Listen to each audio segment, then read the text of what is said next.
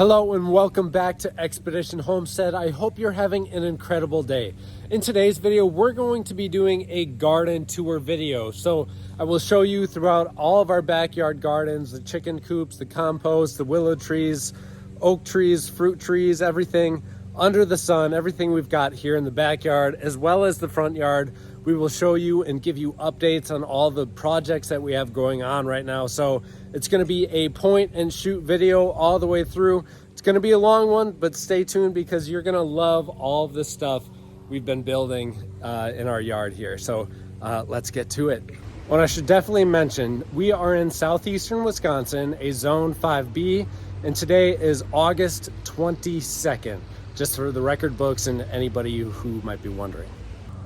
First is the backyard. We've got a flower area and then our vegetable garden over there with some trees spruced in here and there.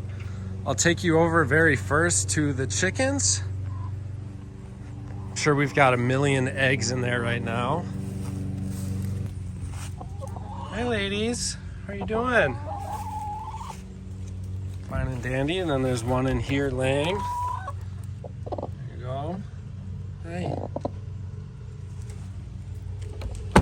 We built the chicken coop. It cost us about $800 in material because material was very expensive then. It's really cute, love it. This area right here, so this outlined portion, all of this right here, we've just got a dump truck of wood chips on it this year. And so what we grew in it were we had one squash plant. This was a ornamental squash here. So that has taken over. It's got like 4 main routes where I've kind of been taking the leaders and letting them grow. We also have 3 curly willows that we propagated and planted right here. 1, 2, 3. So I'm gonna try and form like a corner here by pruning and keeping these all trimmed up very nicely and compact, letting them fill in. And then we've got a weeping willow right there that will grow over. We're filling in this space with Leatris. And then long-term goal for this area, get a different view. I'm sure you've seen the dahlias over there. And then we've got more dahlias here. Many of which need to be pruned off and cut back here so the new blooms can grow.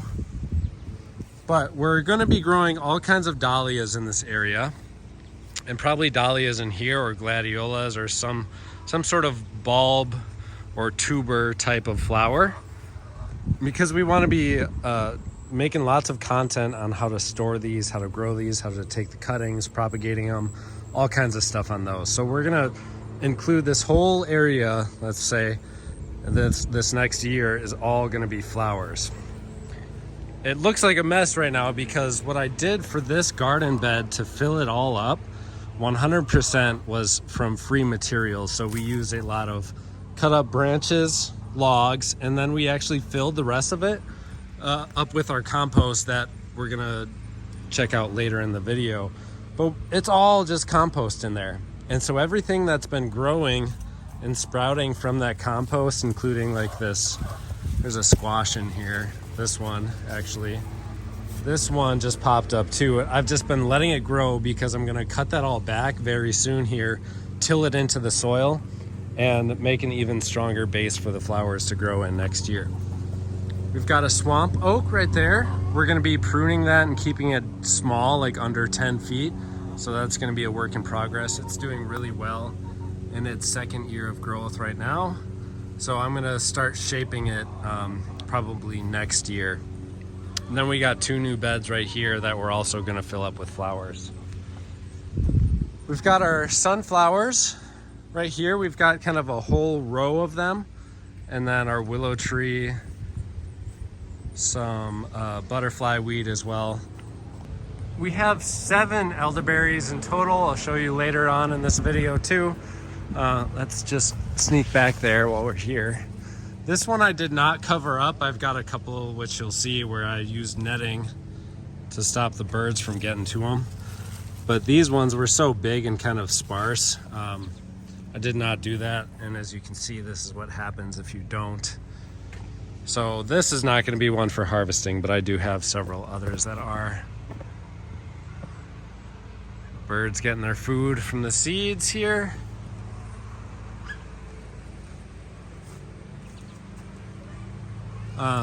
Back here, behind the sunflowers even, we've got our cucumbers growing. We've got several cucumbers ready.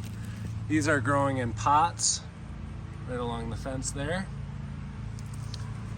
Very happy with them.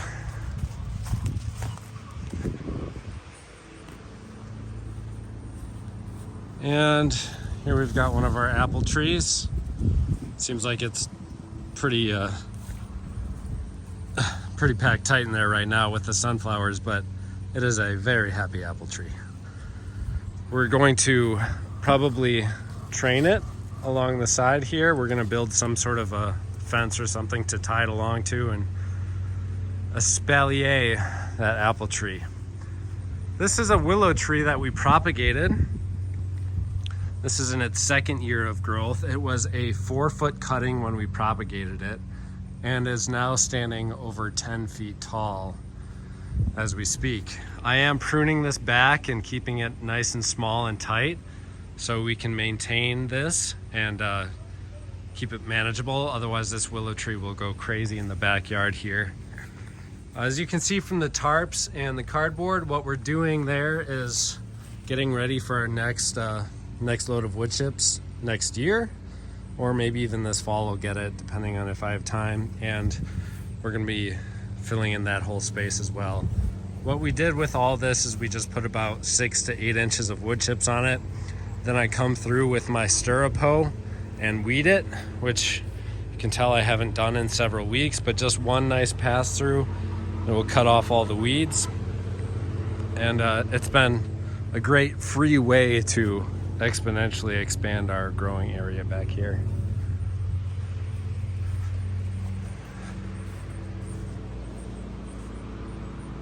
We've got a pear tree right there. And then these were our herb gardens, which we haven't done anything with. We've got lavender, hyssop all over the place, some nasturtiums, but we really didn't plant this year because we've been so busy. So the only stuff that grew in was the perennial stuff. So dills, lavender, hyssop. We had some Greek basil, some white sage come back. So we're gonna make sure that we stop all of these weeds from reproducing in here, and then encourage these perennials to keep on coming back, so we've got a supply of them in the garden. Before we get to the vegetable gardens, we're gonna throw you through the loop with our compost bin. This is a do-nothing, lazy gardener way of composting. We've got 2 pallet systems here.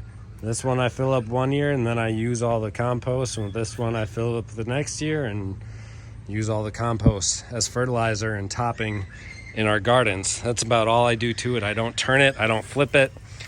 I get coffee grounds whenever I can that I throw in there. Cardboard, not so much. The brown material is mostly going to be in the form of leaves and wood chips. As I get those, sometimes I'll throw a couple of, equivalent of a 5-gallon bucket in there. Otherwise, that is it. I don't have any special ratio to tell you about, because you don't have to if you're composting. Just compost. All of our extra buckets and everything from the past projects. And our vegetable bed. I'm not going to go through everything that we have growing right now. I'm sure many of you keen eyes can see already what is growing and what is not, but I'll tell you what we're doing heading towards the fall months now. We have got to till under this bed, and this bed. I say till under, I use that term lightly. What I do basically is I just chop this stuff, and then within just the top couple of inches of soil, I will just lightly rake that in there. I do not do any full out tilling. I try and keep the substrate of the soil as intact as possible.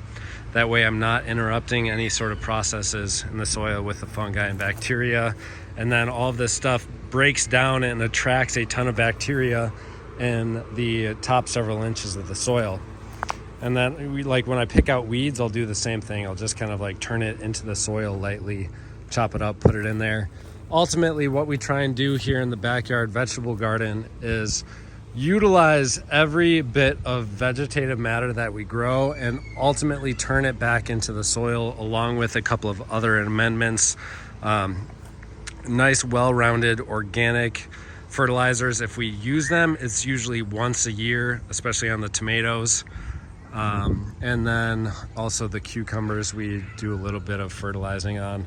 Besides that, it's just compost from the garden, a little bit of compost from the chickens. When we clean out the chicken coop, we'll throw that into the compost bin for next year. And then I turn in grass clipping, all kinds of stuff. I just try and put as much into this as I can right now. So all of the outputs from our garden that don't go to ourselves or the chickens will ultimately get turned into the soil, and that's how you create a nice, healthy, living soil. Let's head over to this side of the house. Here's our elderberries. These are the ones which we have put bags over. There you go. So those have protected them, and funny enough, we haven't had a problem with birds getting these on this side of the fence. But they are in their second year of growth, and we propagated them here on the channel. They're doing great. Very happy. I'll get some nice elderberry syrup. These two, this one and that one, I just transferred over here earlier this season.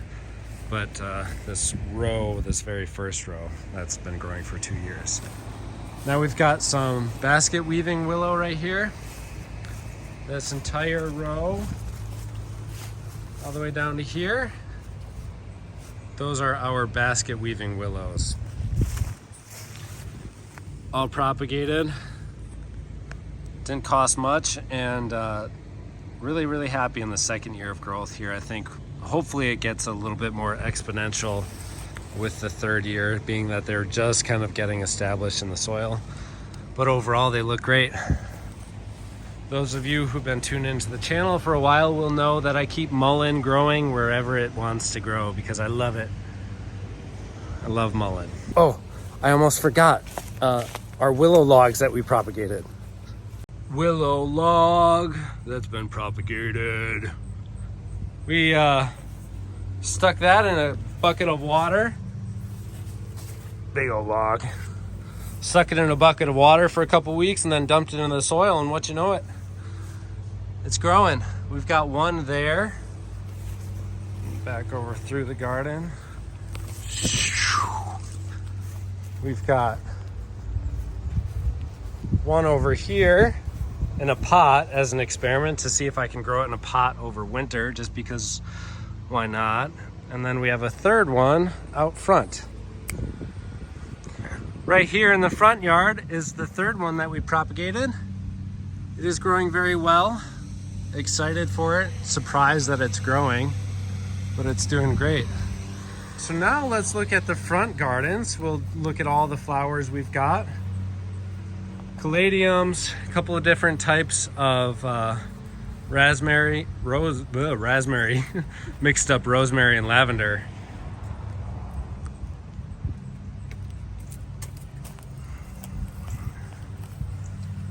Lungwort, sedums, all kinds of stuff. We're slowly filling in the front garden as time comes on. We're adding, what is that? A cucumber. We're just adding to this front garden every single year. We started with absolutely nothing, so I'd say it's filling in well. We've got coneflowers just about done. We'll be harvesting seeds from a lot of these plants before you know it. Columbine that is starting to take over that little area. Some flowers that have yet to bloom. I think those are a bee balm.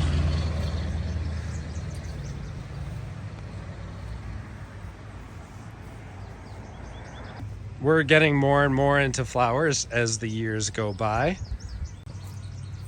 And right here This is in the very front of our house, in between the median here. Whoa, people don't like to grow there.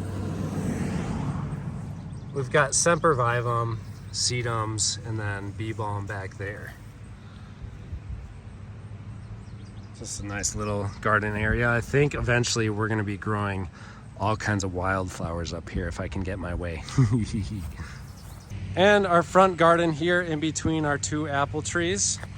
We've got our flower bed full of calla lilies, cafe au lait dahlias, and then we've got gladiolas, a couple of different hardy varieties. Many of these are past their prime now that we're heading into September.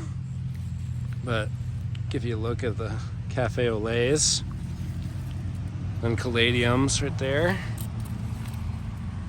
A couple of those growing. It was kind of a tough year for this front flower bed. I think I need to loosen up the soil a little bit and then add in some more soil. But again, with the timing, you can see that a lot of these have died off, but we want to keep on utilizing this front bed as an annual flower bed. So these dahlias we're going to keep there. We're going to keep on doing the gladiolas as well. Hopefully some of the hardy ones come back, but I'm a little bit suspicious of that because a lot of packaging will say that up to 5, zone 5, but sometimes they just don't make it. So the two apple trees that we grew in the front here, we decided to throw some extra of our annual flowers in the bed down below. Those are all doing well. See the petunias over here. Everything took off nice. And we're continuously pruning these apple trees during the summer and then early spring, late winter months is how we'll be doing these. So if you don't know how to do it, I've got a couple of videos on pruning apple trees here on the channel. The only other plant we've got is little hosta right there. All right, so that's the tour of the garden, but if you want to see the insides and outs of how we make this garden work with such little time, a very low budget, a lot of stuff that everybody can do in their garden to make it a less stressful and more enjoyable experience, that is the kind of stuff that we share on this channel. So check us out. We've got over 480 videos for you to binge on. I'm sure there's content for everyone. Thank you so much for watching. Subscribe to this channel if you enjoyed today's video and are looking forward to many more from Expedition Homestead. Take care, everybody.